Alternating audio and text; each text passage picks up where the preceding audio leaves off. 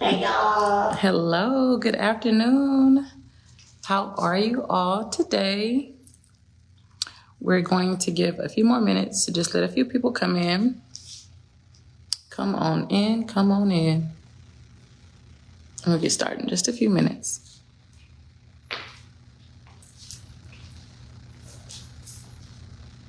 As you guys see, we're now on the Pillar page, so thank you for liking the page so we can go live. Thank y'all for the follows. We really do appreciate it.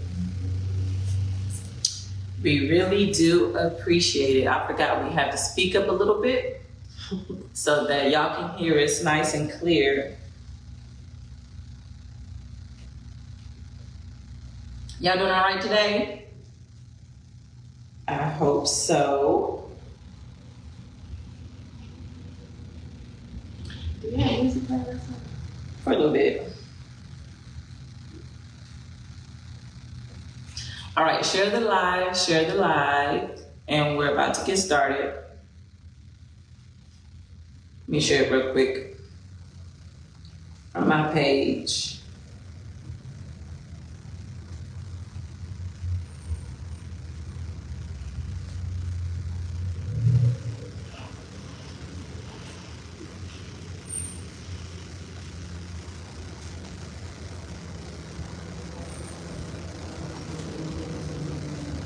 All right, y'all. So as y'all saw, the topic of this episode is the silent killer. And in this live, we are going to try to be very careful to not get it blocked or banned because of the word. Now, the reason why we are using silent killer is because we're talking about child sexual abuse. Read between the lines. And I think if we were to say that, any amount of times, Facebook is going to flag it and maybe delete the post. So to avoid having to do this again, we're going to say actual or we're going to say SA. So you get it. You catch my drift. Child SA.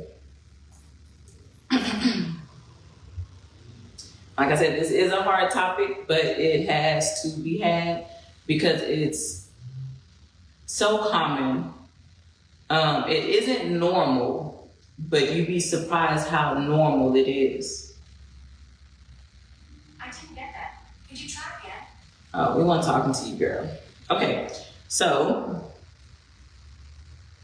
the statistics are 1 in 4 girls and 1 in 13 boys in the United States are estimated to experience child sexual abuse.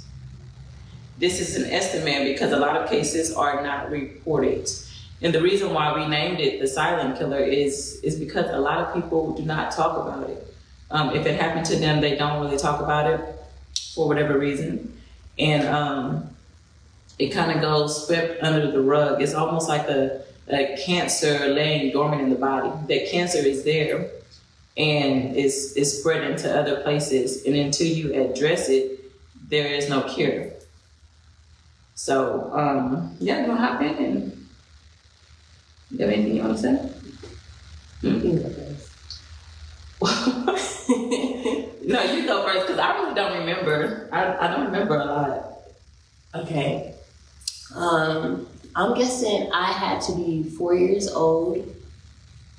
I don't know if it happened on a Saturday or if school just let out. When he did what he did, he lured me in by saying that he was getting me ready for school. So he did what he did. He gave me a bath. And the next day when they had came over, I remember I had gave myself a fever because I did not want him to touch me. Like literally, I just stayed wrapped up in a comforter all day long, to the point where I had gave myself a fever. Now, when she say they, I think that sometimes when people think of child sexual abuse, they think of someone who is like luring a kid in by like, hey, I have some candy for you, come with me. But a lot of times it happens within the family. It happens within people that you trust. And that was the case for us. Another case was one of my family members making me fondle with them. Another one was more recently, probably 3 years ago. This is before I had Brooklyn, and one of my younger cousins actually had groped me, touched me inappropriately, and even at that big age, like I could not process it. I just could not process it.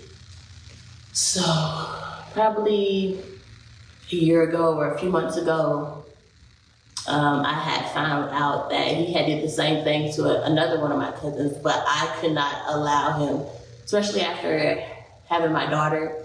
You know, it's different. It is, but it isn't different when it's just me. But to find out that he did that to a younger cousin of mine, it's like there's no way that I couldn't have been a voice for her. So I did tell on him, and hopefully they were able to get that resolved. In my case, I was abused by 3 different cousins. And I'm not going to say names because they know who they are. But yeah, it was in the family. Like she said, I'm glad that she spoke up, because when we were younger, I mean, I don't know why we didn't speak up. I don't know why. And honestly, if we would have, it probably would have helped people. And now what I deal with from not speaking up is like these people have gone on to have children, and then a couple of them, a few of them, daughters. And I'm just like, in my mind, I'm just like, They only hope that they don't need daughters. Yeah. And so not speaking up, it kind of has that like, damn, I wish that people knew so that they could keep their children safe from them. And I remember an instance where we had a cousin speak out, and to this day, I mean, I forgot about it. Let me stay on track. I forgot about it. But I wish that I was bold enough to say, she's not lying. Like, that really happened. I know it happened. But they assumed because of what she was going through at home that she was just acting out for attention. And she wasn't. She absolutely was not. She was telling the truth. And we felt her. I mean, he abused all of us. I think all the girls in the family, or at least on that side that were close. Then I got to thinking about it. I remember us being dropped off to be babysat, and there were no adults there. It was kids watching kids. So a lot of this is trying to bring awareness to where you drop your children off, who you allow around your children. Just because they're a family member, it doesn't make them safe. Nobody's safe. No, nobody's safe. You have to really know who's watching your children. And like a lot of times people will offer, if you ever need anything, I'll watch your baby. But to me, that's off the table until you can talk. And I know who is really watching him. It's off the table, because a lot of times it's people that you think you can trust, but it's always somebody you know. Yes, it's always somebody. It's always somebody close, unfortunately. And it might be convenient and it might be cheap to just leave your kids with the cousins, but no. Mm-mm. Especially if you have to like check out the parenting style. Like, are we parenting our kids the same way? Are we setting the same morals for our kids in the same manner? If not, then you probably don't need to drop your kid off over there. So I kind of, some kind of way, when you go through something like that, it tends to be pushed in the back of your mind. I don't know what brings it out or what brings it up, but eventually it does come to the surface. And it wasn't until, 2020, Mm-hmm. that it was brought up again, and she remembered. I just like, it just hit me like a ton of bricks. And I just remember it, and I told Bree, but all that time before, I completely forgot. Like, I completely forgot that it happened. Yeah, I remember that conversation at the table. I remember that exact conversation, and then it came to where we told our mom, and I don't know what it is, but it's something about someone being sick or like deathly ill to where the truth and things start to come out that you really don't want to face, but it's things that you need to talk about. I don't know, it's something about that. It's something around death to where the truth comes out.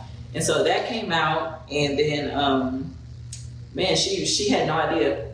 She had no idea at all. She was very apologetic. Her thing was just like, I was just trying to work. I didn't know that I was leaving y'all with someone who would do this to you.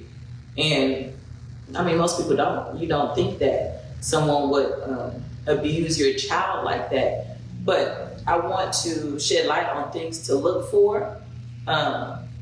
If you see your child acting different, things to look for that may kind of give you like a hint or something. So if you notice that a child is acting out for attention in some kind of way that isn't normal for them or out of the normal for them, I'm not saying that's why, but it's something to look for or be observant of. Mental health problems like depression, anxiety, and PTSD. Like she said, she slept with a blanket on her, trying to avoid being touched, to where she gave herself a fever. So that's something to. It's the summertime. Yeah. That should have been that should have been a sign like, are you okay? If your child, when you give them a bath, if they're holding themselves or they don't want to be touched, that's a sign. If they're saying ouch whenever you wipe or do anything down there, that's a sign. If they pee a lot, like they cannot hold their pee, that's a sign. Yeah, if they're peeing in the bed, that is a sign. Behavioral changes like substance abuse disorders, risky sexual behaviors, or increased violence against oneself or others. I know a lot of times when you have been touched in that way, you kind of become hypersexual. You know that it's wrong. You know that they touched you inappropriately, but you some people may like it. I think it's natural for us to like sexual activity. It's a normal human being. We were made for things to fit perfectly and to be enjoyed, whatever. But you become hypersexual because you felt that sensation. That is not something that should be introduced to a child so early. That's a choice for when they want to do that.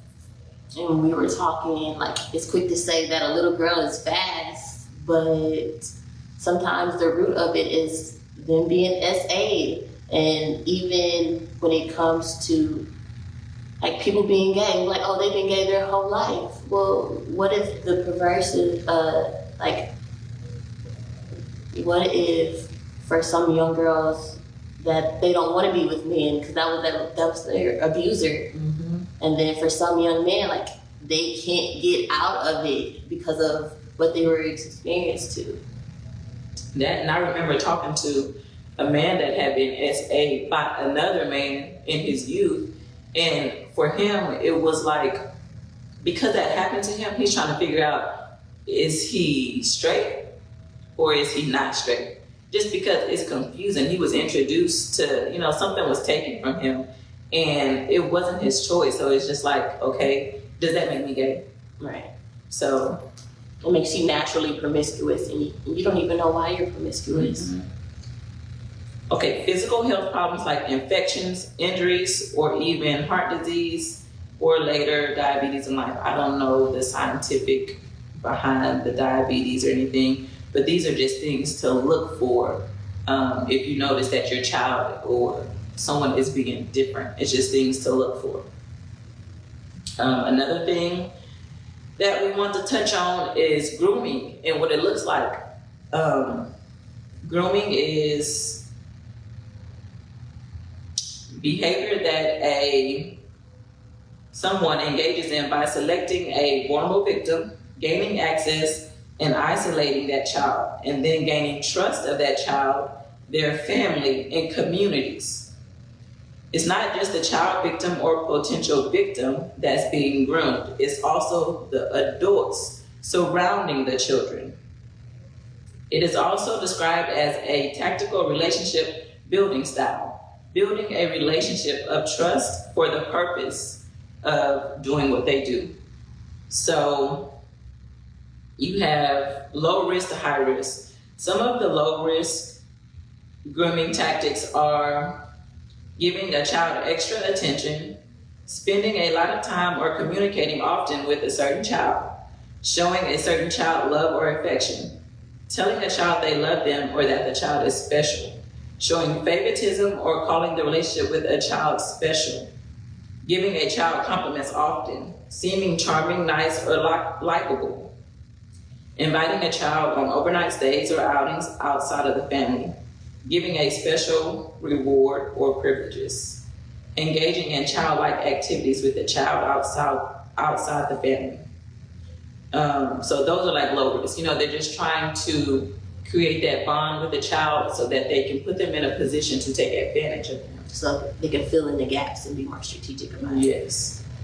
And that is as simple as, hey, let me take you to the store. Mm-hmm. I have some candy for you. I have some ice cream.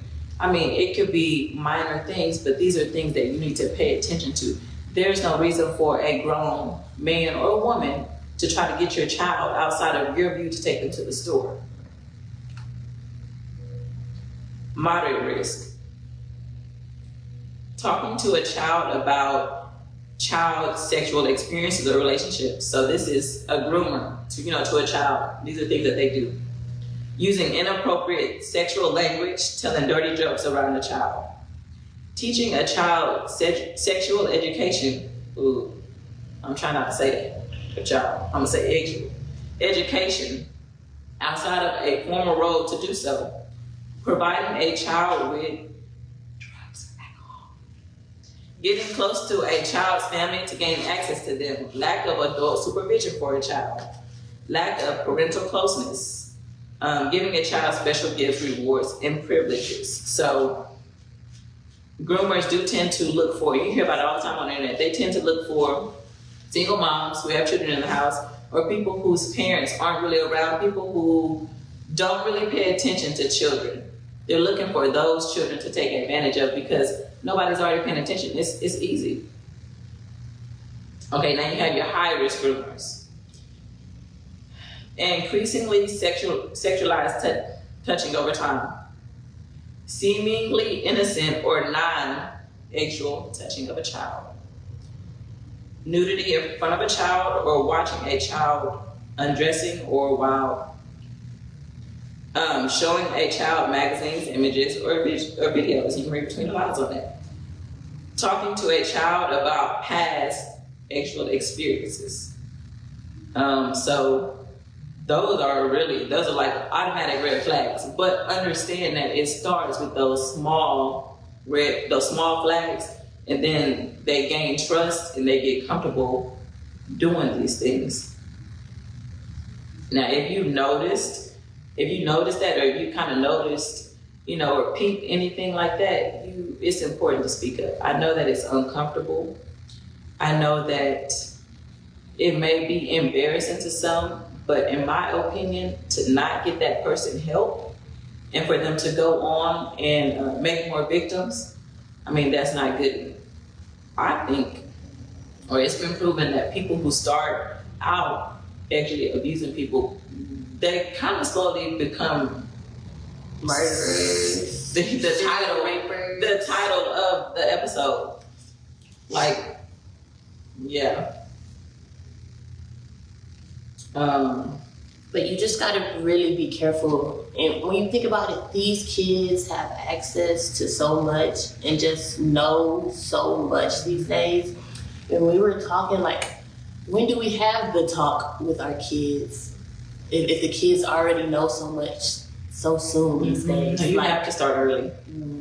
What age is it? There's no certain age. It's almost to where whenever they have the understanding, like whenever they can actually understand. Whenever they can say no, you need to point no. Kids need to know what are good touches, what are not good touches, what people can touch and what they can't touch, and what's off limits. They need to know off top. Because by the time we had the talk, we talked to our mom about this in 2019, 2020. I don't know which one it was, but it wasn't until last year that we talked to my dad about it, and he knew about it, and he did not know. He had no idea, and he was like, now keep in mind, we were raised in a two-family household, so one would think, and that can happen to anybody, but one would think that you're a little bit more sheltered. Things like that are less likely to happen, but it happened. And once we talked to him, he was like, I was trying to keep y'all from that. It was too late.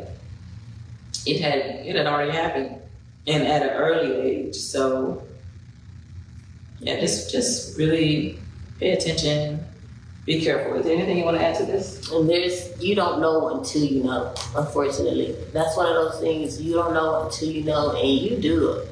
I keep my guard up with my daughter. Like, no offense to you, I don't even know how to give a response back. And like, when people are like, you can drop her off to my house, like, I just like give an awkward laugh, because no, never. It just will never happen. Yeah. And then, have you gotten to a point to where you forgive the people that have? No, I forgive everybody. I don't have any hate in my heart or anything like that. Now, with my most recent one, there's no trust there. My guard comes up automatically when I see him. I forgive him, but I just gotta keep my boundaries with them. I remember when that happened, you were really like shocked and taken aback by it. And I think at my big age, like, there's no age to it. And I know some people are like, why don't you say anything sooner? But it's just so disrespectful. Like, you can't wrap your mind around it. You cannot wrap your mind around it. Yeah, so for even for a child it takes a lot to come out and say, like, this happened to me. It takes a lot for a child to do that. So if a child comes to you, hear them out. Hear them out. It is a far stretch for attention. If someone were to lie about that, then that happens too. But I'm saying, if they are bold enough to come to you and tell you that someone is doing this to me, hear them out. You have to hear them out. And get them help. If you can get them help, because that's not something that you want to let go on and not address it, because it does cause bigger problems. Yes. As you get older and everybody goes through this phase where they're learning about themselves, you get to the root of, like, why am I like this? Why am I this way? And you kind of have to start digging through some things. And that's one of those things you really have to dig out and, like, uproot. Yeah, you gotta pull that out, because that promiscuous spirit, just that, it's so deep. It's so deep rooted, and for children, it's so easy to access that kind of content. So you already have that kind of content that's easy to find. I mean, on Twitter, on Instagram. I mean, it's everywhere. It's big booties and BBLs everywhere. It's a portal. So you really have to do the work to figure out, like, what is going on. And if you can limit and access your child to the internet, I highly recommend it. Because it's a portal of stuff. And even now, when I look back at my life, I'm like, man, he was so much older than me. Like, is that the reason why I like older men? Like there's so many things that I can look back at, just not feeling like my self-worth wasn't there naturally. But at the time I had forgot, so I don't know why it's knocked down. So if you're a victim of it, there might be so much stuff bottled in you, you don't even know what the root is. It could be from the SA. It does affect you. It, it does affect you. Yeah, it does. It changes you. Once you go through something like that, it changes you. It changes your mind. It changes how you think. It wipes away your innocence. It does. It alters you as a human. The little person that you were born to be, you're still going to be that person, but it alters you in so many different ways. Like it just changes everything for you. Your value, your morals. For the longest, I'm like, why am I with the people that I'm with? Like, I don't have daddy issues, nothing. But when I think about it, I'm like, maybe what they did kind of took away my self-worth, but I didn't even know it. Mm-hmm. And then too, some people are so tricky with it. Some people are so strategic. They're so strategic. It's almost like they've done it before. And 9 times out of 10, if they've done it before, they're going to do it again. I know that I have, little cousins, and I'm like, I hope that they're not spending no time or closeness around them. And then even to see some changes in some kids, you're like, it's scary. But yeah, we just have to really pay attention. We have to be proactive. Check those phones. Be in your kids' business. Yes. Be in a business. Yes. Be in a business. Listen to their conversations. All of that. And not only that, but create a safe space to where your child does feel comfortable talking to you. They should be able to talk to you about anything. I know that for me, I don't know. I never felt comfortable talking to my parents like that. I don't know. Like, we didn't talk about X until it was, yeah. We should have talked about it earlier. Mm-hmm. We definitely should have talked about it earlier. It's nothing to be ashamed of. Like, that's a conversation that has to be had. And it's better that your kids hear it from you. Mm-hmm. And they should know that that is something that two people have agreed on. Right. So they can know the difference when someone is trying to force it upon them. Mm-hmm. Like we were saying, just like there's signs in kids that has been a victim to it, there are signs that of the kids that are doing it to people. And like we said, it's just hindering your kids. I know it might be uneasy to come to terms with, but they need help. Mm-hmm. You are doing them a disservice not helping them. You are doing them a disservice sweeping it under the rug. It's going to be a bigger problem that you're going to have your hands on in a few years. Mm-hmm. But the main thing is forgiveness. You still have to forgive these people. And when you forgive, don't look for accountability because they won't take accountability. Mm-hmm. And you forgive for you, not for them. They don't care that you don't forgive them. Like, it's not affecting them because they wouldn't have done it from the get-go.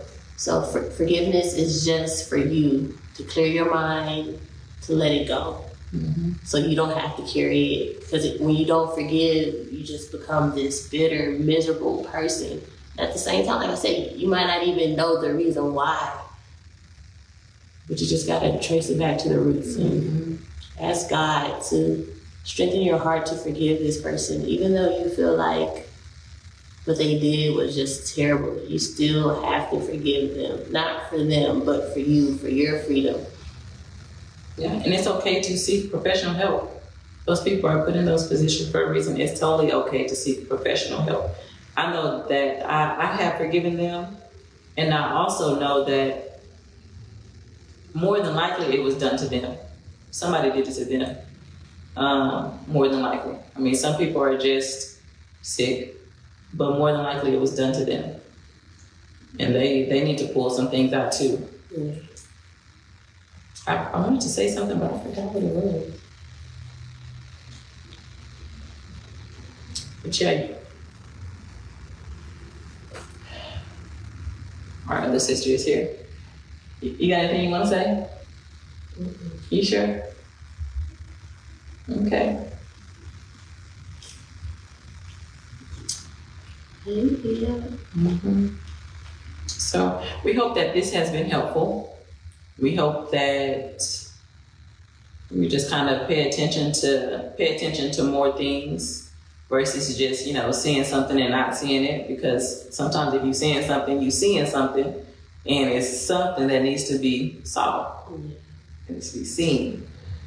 And hopefully our truth can resonate with you, and maybe you can come to terms with if you're going through it, or if you know somebody else who's going through it. I think that's the biggest thing about telling your testimony, is being able to help someone else. And you never know. You wouldn't believe the amount of people around you. You would not believe it. Because no one talks about it. But it is just so freeing to talk about it. It's not nothing to be ashamed about. Walk in your truth. It happened. Yeah. All you can do is move on from there. If you continue to bottle it in and not resolve that issue, it'll cause more problems. It's like a cancer. Yeah. So we love y'all. That was it. Share the live. Pay attention. Y'all be easy.